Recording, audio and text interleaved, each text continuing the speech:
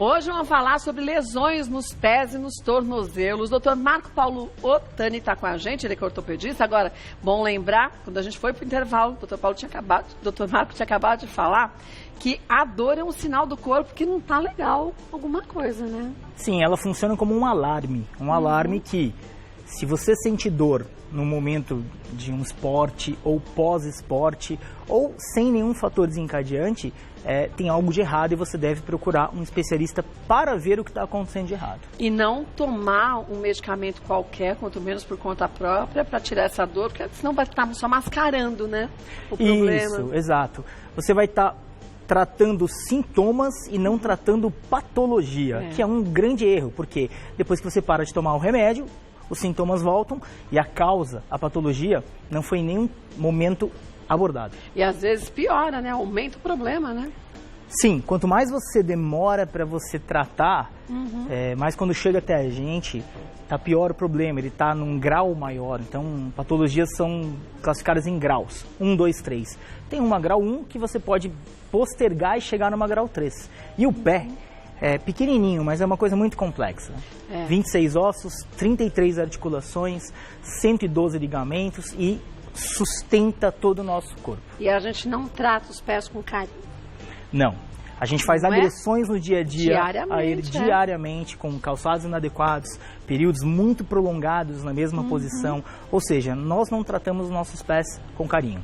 Vamos ver os nossos mitos e verdades? Olha, manda suas dúvidas, hein? Pessoas acima do peso têm tendência a ter problemas nos tornozelos. Verdade. A sobrecarga, ela sempre traz mais estresse nas articulações. E a articulação dos pés e tornozelos, elas sustentam basicamente, como eu havia falado, toda a carga. Então, as pessoas que estão acima do peso, nem todas as pessoas que estão acima do peso podem estar com problemas nos pés, mas elas têm mais chance de ter problemas nas articulações dos pés e tornozelos. E se tem algum problema, já a situação se complica, né? Isso. Às vezes é o seguinte, nem sempre estar acima do peso traz a patologia do pé. Mas só a partir do momento que você descobre que você tem esta patologia, estar acima do peso é muito prejudicial. Vamos ver mais uma. Artrite, artrose, tendinite podem surgir nos pés e tornozelos. Sim, é verdade. Na verdade, a gente liga muito a artrite, a artrose, às mãos, a membros superiores, mas todos os lugares que nós temos articulações, nós temos que falar de artrite e artrose, e todos os lugares que nós temos tendões, que são as cordinhas que fazem os movimentos, a gente tem que falar em tendinite. Como eu falei, a gente tem 33 articulações nos pés, então a gente pode ter a inflamação das articulações, que é a artrite, a degeneração, o desgaste das articulações, que é a artrose, e a inflamação dos tendões, das cordinhas que fazem movimento, que é a tendinite. Nossa culinarista, Pamela Mendes, que fez a receita há pouco, no começo do programa, ela falou que a tendinite que ela tem nas mãos, mas também no pé esquerdo. Eu falei, mas a tendinite não é de repetição, movimento de repetição? Até falei para ele perguntar. A tendinite é derivada de vários fatores. É uma fraqueza dos tendões. Essa fraqueza dos tendões pode ser derivada de movimentos repetitivos ou pode ser derivada de imobilizações prolongadas. A pessoa fica muito tempo imobilizada, quando ela tira a imobilização, ela tem um tendão muito mais... Quem já engessou já sabe, logo que tira, dói para movimentar. O tendão ficou inflamado por pouco uso. Por não movimento, né? Também pode ser por muito uso, que é movimento repetitivo, atividades físicas não orientadas. Tendinite acontece muito. Aquela é muito ligada a movimentos repetitivos em membros superiores, mas em membros inferiores tem outras causas. Acontece. Puxa, deixa eu ver mais uma. A pisada certa é do calcanhar para a ponta do pé. Exato. Correto, verdade. O calcanhar, o osso calcâneo que está aqui atrás, que eu acho que é até interessante nós mostrarmos. O osso calcâneo, ele é o propulsor da marcha, ou seja, você tem que pisar primeiro com o calcanhar para frente para dar o impulso para você poder fazer a marcha. Então é muito importante que você faça essa pisada correta, porque existe toda a biomecânica, todo um equilíbrio em cima dos ossos do pé e dos ligamentos. Então se você fizer a pisada de frente para trás, você tem menos energia despendida, né, e menos potência para você andar. Agora, salto alto, que nem eu tô de salto alto e fino. Como que nesse saltinho, vou mostrar, ó. Como nesse saltinho fino, ó, você vai conseguir pisar dando um impulso com ele. Tudo bem, aqui eu não ando muito, mas você vai fazer você vai andar na rua por longos percursos. Não tem como você pisar com o calcanhar, porque você perde o equilíbrio, né? Sim, por isso que a gente não faz uma atividade física com salto alto. Isso é óbvio, você tem que ter o tênis, porque você precisa do calçado adequado para poder fazer a pisada certa. E longas caminhadas ou caminhadas apenas também, né? Caminhadas apenas, vão no shopping, vão em algum lugar que eu vou andar bastante, não a caminhada esportiva. A caminhada esportiva é obrigatório e até coerente, as pessoas têm uma coerência e usam tênis. Mas caminhadas pequenas também têm que ser usados calçados apropriados. O salto é, como a gente falou do último programa, lindo, elegante, tudo, mas para momentos apropriados e períodos curtos. Eu chego de tênis, me troco, ponho o sapato alto, saio do ar, arranco o sapato alto e volto com tênis. E vai pra academia. Vou pra academia, vou passear, vou visitar o filho, mas tudo de tênis. Mas eu não fazia isso. Eu tinha o hábito de usar salto alto o tempo inteiro. E aí a gente começa a ver, é engraçado, como a panturrilha encurta, como você fica com a musculatura encurtada e os tendões também ficam alterados, né? Sim, porque você muda a biomecânica da sua pisada, a biomecânica do próprio eixo. Não é você só o pé, tem um eixo, né? Então o eixo, pode ver, o pé tem que ficar assim. Se o pé fica exatamente nessa posição, tem todos os tendões, tem toda a musculatura que vai ficar alterada com isso. E a gente tem esses tendões que se coligam até aqui em cima, né? Isso. Você tem tendão daqui até aqui, você tem tendão daqui até aqui e eles fazem movimento. Então a gente depende de todo um eixo harmônico para acontecer o movimento. E se você fica com salto, você muda totalmente a biomecânica da pisada. Eixo, né? Vamos ver mais um. Toda lesão no tornozelo causa ruptura do ligamento. É um mito. É um mito. Na verdade, a entorse de tornozelo é responsável por 85% das patologias de tornozelo. Ela não causa ruptura em todas as entorses. Nós temos 3 graus. Grau 1, onde você tem um estiramento do ligamento. Grau 2, que é onde você tem uma ruptura parcial, ou seja, ele rompeu, mas na metade. É como se fosse assim, ó, tá aqui, ele faz assim, ó. Tá. E um grau 3, que é a ruptura total. Aí você tem a falta de comunicação do ligamento. Normalmente a grau 3 é mais séria, normalmente a grau 3 ela acaba podendo ser cirúrgica dependendo da localização do ligamento. Mas tem gente que tem uma certa fragilidade pessoal mesmo? Uma tendência maior a essas lesões? Mulheres têm frouxidão de ligamento. As mulheres têm mais ligamento um pouquinho mais extensível. Então, a energia que acontece no entorse dela é maior. Então, elas têm uma facilidade maior para torcer o tornozelo e, consequentemente, romper os ligamentos. Agora, uma vez que a gente tem a musculatura mais forte, a gente volta à atividade física, eu protejo esses tendões, esses ligamentos, porque o músculo segura, né? Exatamente. Quando você faz atividade física, você acaba deixando mais estável a sua articulação, ela fica mais firme. Não significa rígida. Ela tem a flexibilidade, porém ela fica mais estável.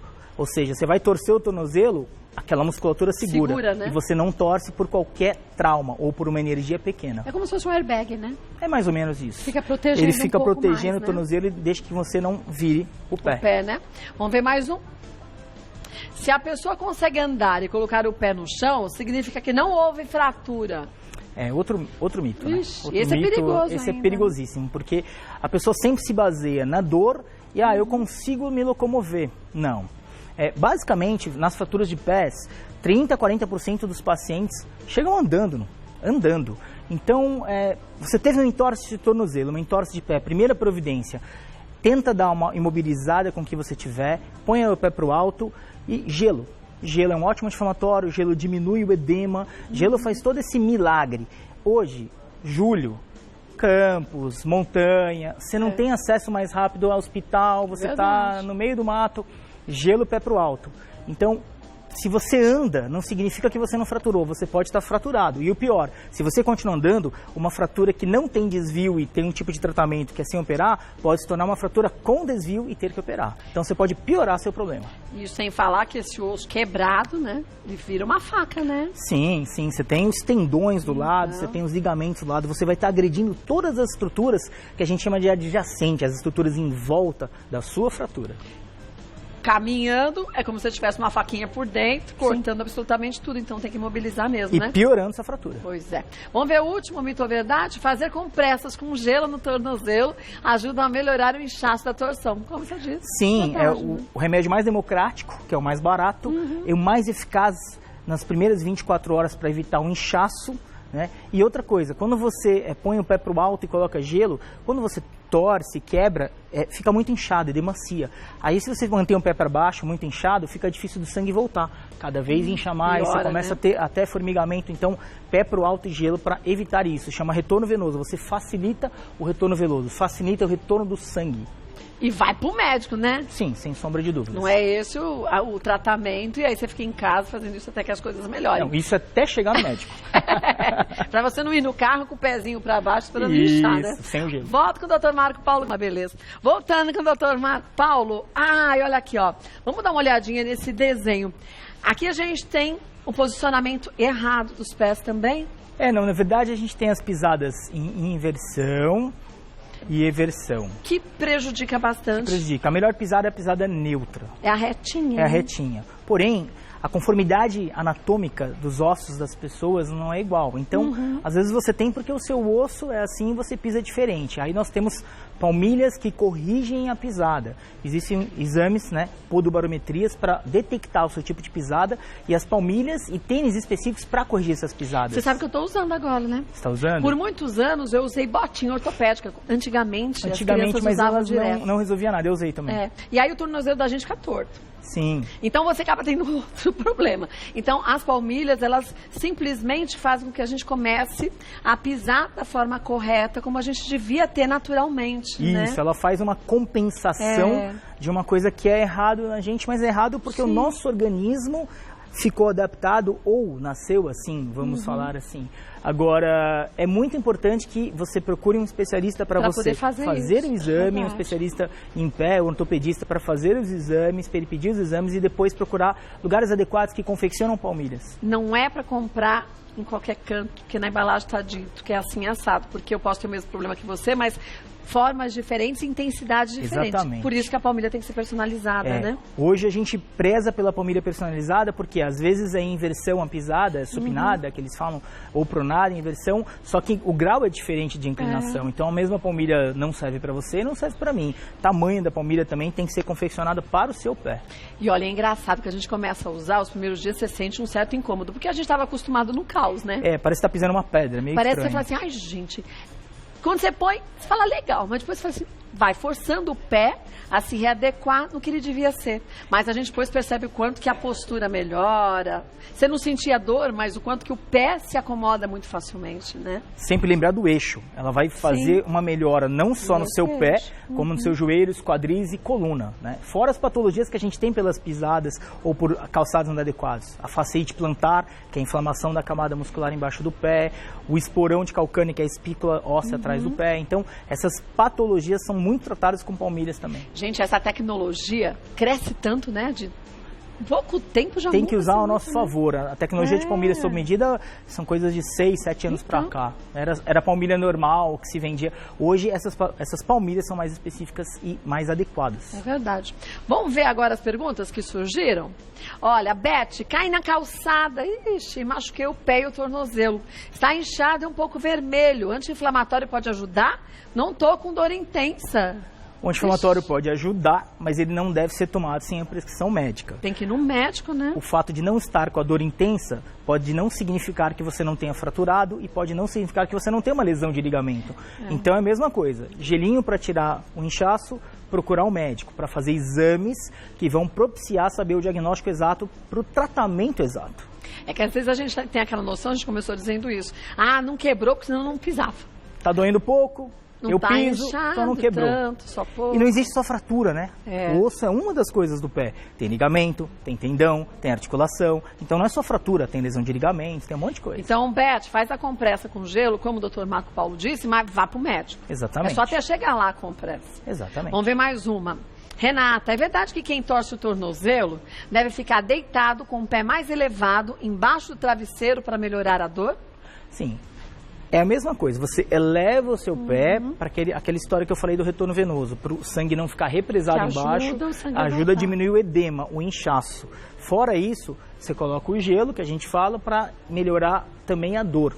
Mas é verdade sim que você tem que fazer isso, mas, novamente, procurar um médico, por quê? Você vai ter que tratar. Uma vez que você teve uma entorse, seja o grau que for, precisamos tratar com o médico. E ele vai falar o melhor tratamento para você. E, gente, tomar cuidado em você se mobilizar compra qualquer coisa para imobilizar porque acha que você está fazendo a coisa certa, Não. né? Se você está, lógico, num lugar que não tem nada de acesso, você improvisa, melhor que nada. Mas aqui, não, eu vou comprar uma bota e não vou no médico, aquelas botas ortopédicas. Não, porque às vezes não é a bota ortopédica, muitas vezes você não pode pisar. Então não faça automedicação e autoimobilização. Vai no médico, é a melhor coisa. Vamos ver mais uma? Cláudia, quebrei o dedinho do pé quando estava fazendo caminhada por pura distração. Mas agora, depois de uma semana, estou tendo dores no tornozelo. Isso pode acontecer? Tem alguma relação? Isso pode acontecer e está diretamente ligado. Primeiro, fraturinhas de dedos do pé ou batida são normalmente distração do canto da mesa ou está escuro. O idoso acordou para ir no banheiro, então sempre deixar uma luzinha do banheiro acesa para te dar uma guia para você ver. Pode acontecer por quê? Quando você fratura o dedinho ou qualquer outro dedo, você muda a sua pisada para tirar a carga do dedinho. Mudando a sua pisada é aquela história da biomecânica. Você troca toda a biomecânica, daí pode começar a doer, principalmente o que você falou, o tendão de Aquiles atrás. Você começa a mudar, você começa a fugir da pisada, você tem uma pisada supinada, né? Aí você muda a pisada para fugir do dedinho, aí começa a dar dor, o tendão começa a inflamar, consequentemente você tem que mobilizar e ficar quietinho. Então, Cláudia, médico também, viu? Também. Vamos ver mais uma? Lilian, torci o pé há 10 meses e ultimamente estou sentindo dores no tornozelo ao acordar. Depois de andar um pouco, a dor passa. Essa dor pode estar relacionada com a torção mesmo depois de tanto tempo? Pode. Pode? Pode estar relacionada. Não dá para garantir que ela está relacionada, mas pode. Porque naquela torção, que provavelmente pelo que ela está falando, não foi ao médico, não investigou, a gente pode ter tido a ruptura parcial dos ligamentos ou estiramento dos ligamentos. Aí o que acontece? Você fica com uma instabilidade no seu tornozelo que toda vez que você pisa, você sente a dor. Aí tudo bem, você vai acostumando com a dor, você vai andando, só que no momento que ela precisar correr ou pegar qualquer calçadinha meio esburacada, que é coisa comum, ela vai torcer com mais facilidade o tornozelo e vai ter consequências maiores. Então essa paciente deve procurar um médico para fazer uma reabilitação. Fortalecer os ligamentos, a cápsula, a musculatura, importantíssimo que ela faça uma reabilitação. Mas primeiro procura o médico, quem vai orientar a reabilitação dela para uma físio é o médico. Até para antes saber o que aconteceu, né? Sim. Que não foi tratado, provavelmente isso é uma sequela da primeira entorse que ela fez e não tratou adequadamente. Sei que você vai falar, mas qualquer coisa eu vou no médico. Melhor, né? Melhor que a gente vá ao médico e que ele diga que não é nada do que a gente depois, num caso como esse, você não foi ao médico. Quando você vai, aí é para tentar consertar o que devia ter sido feito de uma forma muito mais simples antes, né? É muito mais fácil você pegar e falar não é nada ou é alguma coisa super fácil de tratar, né? Do que lá na frente, depois de alguns meses, tratar a sequela. Porque você não consegue tratar o problema, você está atacando a sequela. E às vezes tratar a sequela não traz resultados, né? Às vezes não dá para tratar da maneira adequada ou o resultado é 50%, só 60% do que você poderia de uma patologia primária, ou seja, inicialmente. Você podia ter o 100% ou próximo disso, próximo disso, com certeza. Então, Lilian médico, hein? Também. Vamos ver mais uma. Giovana, sua radiografia confirma se houve fratura ou sintomas clínicos podem ser diagnosticados pelo médico? Essa é uma pergunta perigosa, porque para você confirmar o diagnóstico de fratura, só radiografia. Só radiografia. Não tem jeito. Você pode suspeitar de fratura e de outras lesões pelo exame clínico, se está inchado, se está hiperemiado quente, você consegue ter suspeitas, mas confirmação é só com a radiografia. Mas veja, radiografia não mostra ligamento, radiografia não mostra lesão de ligamento, radiografia não mostra todas as patologias. Então, ir ao médico, osso, né? Ir ao especialista, buscar informações. Eu tive fratura ou não tive fratura, mas meu tornozelo ainda dói, você pode ter lesão de ligamento. Aí o exame mais adequado chama-se ressonância. E aí um médico que vai pedir, porque também hoje em dia está numa moda a gente chegar no médico e falar, eu quero uma ressonância. O médico vai avaliar se tem uma suspeita de lesão ligamentar ou não, daí ele vai pedir para você.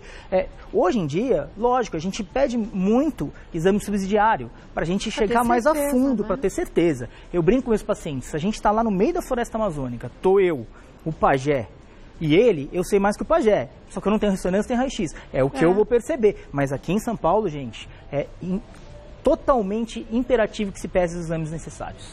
E olha, gente, vou te falar uma coisa. Eu sempre falo que leva o caderninho com tudo anotado, pergunta para o médico e tudo mais. Ontem eu ainda recebi nas minhas redes sociais, uma senhora falou assim, mas às vezes a gente vai e ele não atende. Troca de médico. Troca de médico. Mesmo que seja do SUS. Gente, eles não fazem um favor, é a gente que paga. Então, vá, reclame, Ah, mas não adianta nada. Se a gente pensar que não adianta nada, nada melhora. Faça sua reclamação, vá atrás de outro médico, mas não aceite isso. Exatamente. Não é verdade, o médico doutor tem que olhar no seu olho. É. E ele tem que fazer o que ele gosta. E outra, sempre tem que terminar a consulta assim. Você tem alguma dúvida? Sim. Porque muitos pacientes, você falou, a gente tenta falar da maneira mais prática, mas ele sai cheio de dúvida. Daí ele sai do consultório, nossa, não sei nada do que ele falou. E não consegue fazer nada do que foi dito. Não consegue fazer absolutamente nada porque ele não absorveu. Então, as consultas minhas terminam. Você tem alguma dúvida? Aí, se precisar repetir, eu repito. Por quê? Porque ele não é obrigado a saber. Sim, ele está lá para isso, para ter informações comigo. Mas, às vezes, as pessoas se sentem humilhadas quando vão num sistema público de saúde e falam assim, não vou falar, porque eu ainda não pago nada. Você paga bastante. Não. Então, não é por aí, gente. Não é o quê, é como fala.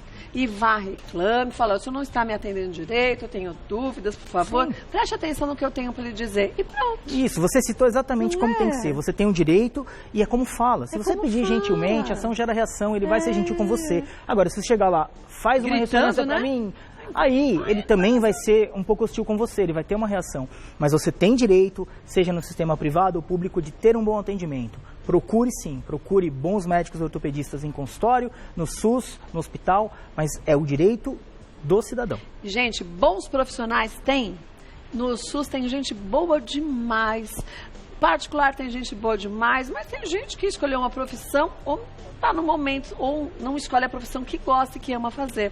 Então é por isso que a gente tem que sinalizar para essa pessoa. Não Sim, eu acho que é tudo se você ama o que você faz. A gente estava conversando aqui falava disso no intervalo. Tem que amar o que faz. Então procura alguém que ama o que faz. Seja no SUS, em qualquer lugar. Bem atendido em qualquer lugar, Com né? certeza.